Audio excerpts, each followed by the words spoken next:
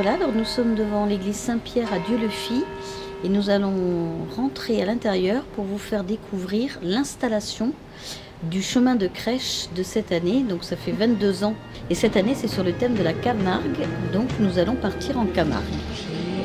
Jésus est né en Provence, entre Avignon et les Saintes Maries. Jésus est né en Provence, c'est un berger qui me l'a dit. C'était comment il s'appelait, Michel de Bagneux, non? On est au comité des fêtes, donc il nous avait demandé. C'est par le comité des fêtes, d'accord. Voilà, il nous avait demandé, moi j'ai personne pour faire, est-ce que vous seriez capable de faire ça? On a dit, bon, on va essayer, on n'est pas bien dégourdi, mais on y arrivera. Ça fait 25 ans qu'on est dans l'église. Voilà. Et je sais que vous tenez bien au mot chemin de crèche. Alors le chemin de crèche, alors, chemin. d'habitude on faisait des crèches, jusqu'en 2010. D'accord. En 2010, nous avec Nicole, on avait fait le chemin de Compostelle. Donc quand on est revenu, j'ai dit à François, enfin à toute l'équipe, j'ai dit, si on faisait un chemin de, une crèche, mais tout en long, qui rappellerait, voilà. Et c'est le père Juventon qui a trouvé le nom, qui l'a dit, on ne va plus l'appeler la crèche, on va l'appeler le chemin de crèche, parce qu'on le faisait partir de ce côté à l'époque, et on allait jusqu'au cœur de Joseph. Si on n'avait fait que des crèches provençales, il y a longtemps qu'on n'en ferait plus, parce que les crèches provençales, bon, alors qu'on fait toutes les crèches du monde, on l'a fait naître de partout, donc on l'a fait naître en Russie, en Chine. Alors, de temps en temps, on revient chez nous, à la Provence un peu. On n'est ni une institution, ni rien. On est juste une équipe de copains. Par goût et par, voilà, par plaisir. C'est la dictature de Genève. Du départ, on reste le noyau dur. Alors, on y reste 7, 5, 6 copains. Mais la chance qu'on a, c'est que dès qu'on a besoin d'un coup de main, on demande et tout le monde est là. Ça représente voilà. Combien? Vous avez une idée de combien de personnes? Ah ben, nous, rien que pour charrier, mettons, vous savez, rien que les palettes, il y a 160 palettes. 160 palettes, le propriétaire, M. Lowe, il faut bien qu'il les mette de côté. Donc c'est du travail. Après, on va les chercher, donc il faut un camion, il faut un transpalette. Après, on les porte là. Donc tous ces gens-là, ils nous aident bénévolement. Et à vous voir bosser, vous travaillez, j'ai l'impression que chacun a un peu sa spécialité. Voilà, chacun. Alors François fait le carton. Ça, tous les cartons, c'est François qui les fait. Ça, c'est Christian. C'est une petite main. Voilà. Bonsoir. Et après, il y a Vincent qui fait, donc, comme les caravanes, ça va être Vincent. Donc c'est plus minutieux, il est bien temps. Et voilà, lui, c'est une petite main. Et, voilà. Et moi, je fais tout ce qui est peinture. Voilà. Après, Pierrot, il va faire tout ce qui est mur, avec Annick, tout ça, ils font tout ça. Ève, c'est pareil. Elle vient nous aider, mais elle fera toutes les herbes, il faut trier les herbes, il faut trier tout ça. Mais c'est un boulot. Hein. Christian, ben, il m'aide quand je fais le plâtre, il m'aide quand je fais la peinture. Voilà, c'est lui qui va chercher les cailloux, il revient. Quand on est à la crèche, on est tous petites mains. C'est que quand on est dans nos ateliers, enfin, quand on peint tout seul, on veut être un peu seul comme François. Il aime bien travailler un peu seul, on va l'aider, mais c'est lui, le carton, c'est lui. Il attaque au mois de septembre, donc vas-y petit. Mais il y a des années, c'est monumental. Quand il a fait le Taj-Mahal l'année passée, ben, je ne vous dis pas. Hein. Il fallait voir la pièce, elle tenait toute la pièce. Quand on a fait le Potala, c'est pareil, c'était immense, c'est immense, immense. Rien qu'au Potala, il y avait, je crois, 500 fenêtres. Vous voyez, donc ça ne se fait pas en 5 minutes. Hein. Et là, elle sera ouverte tous les jours? Donc là, après, là, c'est la chance qu'on a, c'est que l'église, elle est ouverte tout le temps. Donc elle est ouverte tous les jours de 9h du matin jusqu'à 7h du soir. Et la crèche, elle restera du 2 décembre jusqu'au 2 février. Ça paraît rien, mais il y a quand même, bon, on va pas se répéter, mais il y a 160 palettes, il y a 2 tonnes de sable. Hein, ça paraît que dalle. Hein, et il doit y avoir facilement 5 ou 600 kilos de cailloux. Mais fini, elle sera plus que belle. Elle sera très très très belle. Là, vous faites quand même un avant-projet, vous savez, où vous faites au fur et à mesure, vous placez les éléments comme ça vous vient. On savait qu'on partait quand on a voulu faire la Camargue, ouais. Donc on a dit, on va partir un petit peu des Baux de Provence, le moulin d'Alphonse Doré, enfin, voilà. Hein. Et après, on va arriver sur les salins. Ah bon, les salins, il nous manque le sel. Il doit arriver jeudi ou vendredi. Donc là, après, on va faire les salins. On sait qu'il y a la nappe bleue, on va s'en mettre un peu rose. Donc on va faire les salins. Et après, on se jette sur Sainte-Marie parce qu'on le fait naître toujours sur une place.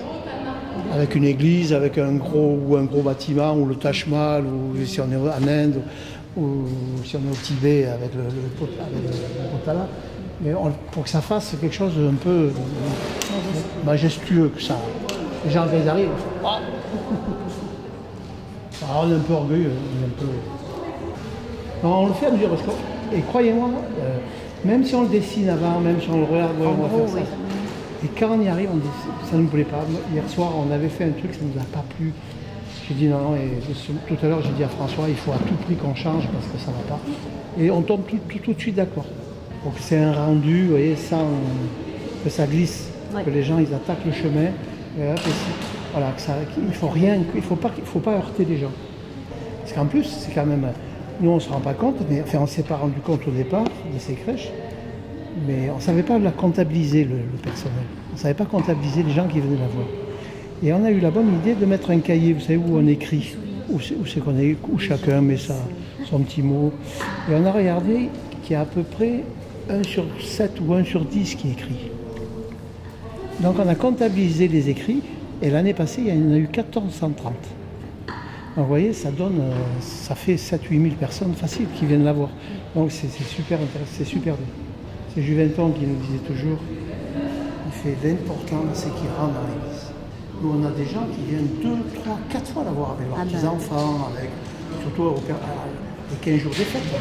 Donc là, ça c'est super intéressant, parce que les gens viennent, reviennent, c'est un peu un lieu de... Voilà. On voit un détail qu'ils ont connu la première fois. On vient, on revient, et c'est ça qui est intéressant. Et c'est là où la crèche, elle joue pleinement son rôle. Et après, c'est un plaisir aussi. Oui, voilà.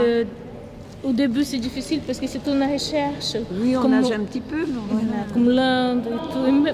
Et une personne, bon, c'est la France, là et tout, mais a eu toute une recherche aussi que c'était peut-être plus même que les autres. Voilà. Et aussi, bon, Sainte-Marie de la Mer, qui c'est tout l'histoire et tout, et comment faire des santons provençal et comment donner la joie que la couleur et tout pour les gitans, l'élégance même des Arlésiennes, oui, de la beauté et tout. Là, vous avez combien d'heures de travail à peu près? Si vous comptiez vraiment? Je peux pas. Vous savez, quand on aime, on compte pas. Vous en faites un peu tous les jours, c'est ça? Bah oui, bien sûr. Oui. Puis des fois, je me mets devant mon santon, puis j'ai pas d'idée, alors j'en reprends un autre. C'est ça. Hein, il faut faire quand on a vraiment envie de le faire. L'inspiration, c'est ça. Enfin moi, parce que par moments je suis fatiguée, c'est ça, mais une plus jeune, elle fait ça plus facilement.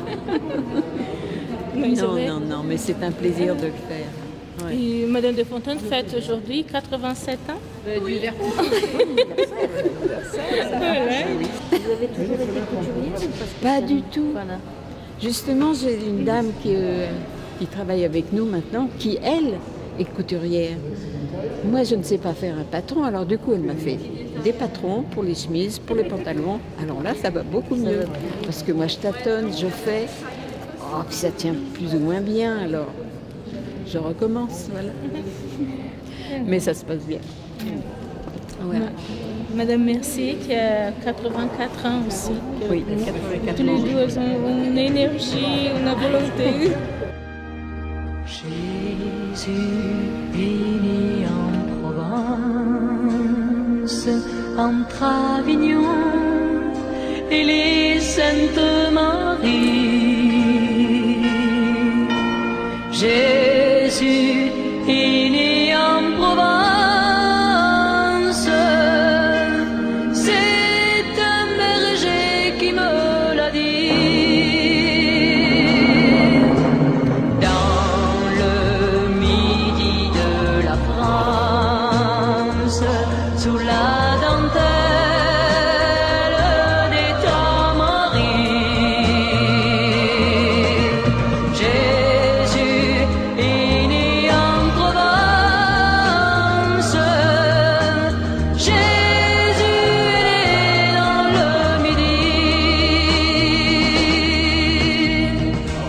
m'a dit, le berger, il m'a dit qu'un olivier avec ses branches lui avait fait comme un tapis. Et puis la brebis blanche qu'il y avait auprès de lui sentait le thym et la lavande des montagnes de mon pays. Peut-être n'est-ce qu'une légende, on blague un peu dans le midi. Jésus est né en Provence, entre Avignon et les Saintes Maries. Jésus est né en Provence, c'est un berger qui me l'a dit. Et le berger, s'il m'a menti, peu cher, c'était pas malveillance. À vrai dire, dans ce paradis, entre le Rhône et la Durance, on pourrait croire que le petit ne pouvait naître qu'en Provence, dans une étable vers Saint-Rémy, quand les étoiles se balancent dans notre ciel à la minuit.